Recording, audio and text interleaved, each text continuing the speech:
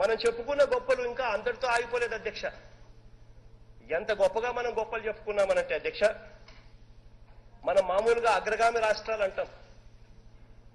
చెన్నైతో కూడిన తమిళనాడు అయితే వాళ్ళ జీడీపీ గ్రోత్ రేట్ ఎంత, వాళ్ళ జిఎస్డిపి గ్రోత్ రేట్ ఎంతో తెలుసా అధ్యక్ష? 2015-16కు సంబంధించి మనం ఏ గ్రోత్ రేట్ అయితే 11%, 10.99% ఏదైతే చెప్తా ఉన్నామో, పక్కన చెన్నైతో కూడిన తమిళనాడు 8.79. అధ్యక్ష, పక్కన బెంగళూరుతో కూడిన కర్ణాటక 2015-16కు సంబంధించి వాళ్ళ గ్రోత్ రేట్ ఎంతో తెలుసా? వాళ్ళ జిఎస్డిపి గ్రోత్ రేట్ ఎంతో తెలుసా అధ్యక్ష? కేవలం 6.2%. మహారాష్ట్ర అధ్యక్ష, బాంబేతో కూడిన మహారాష్ట్ర, వాళ్ళ జిఎస్డిపి గ్రోత్ రేట్ 2015-16కు సంబంధించి కేవలం 8% అధ్యక్ష.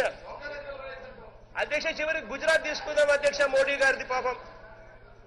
అహ్మదాబాద్ తో కూడిన గుజరాత్ చూసుకుందాం అధ్యక్ష, 2015-16కు సంబంధించి వాళ్ళ జిఎస్డిపి గ్రోత్ రేట్ కేవలం 7.7%. ఆహా, నిజంగా చంద్రబాబు నాయుడు గారి ఆధ్వర్యంలో మన గ్రోత్ రేట్ మాత్రం 10.99%. పదకొండు కాదు.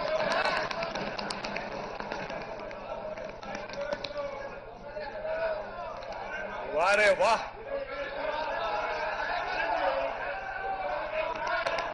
నిజంగా గొప్ప అధ్యక్ష. అది నిజంగా ఇంత ఘనంగా వృద్ధి రేటు మనం ఎలా వచ్చింది అన్నది నిజంగా దేవరహస్యం అధ్యక్ష.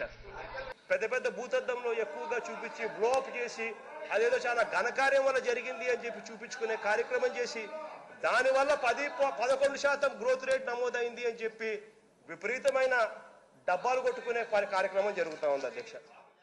అధ్యక్ష, బీకాంలో ఫిజిక్స్ చదివిన వాళ్లకు నా లెక్కలు అర్థం కావాలి అధ్యక్ష.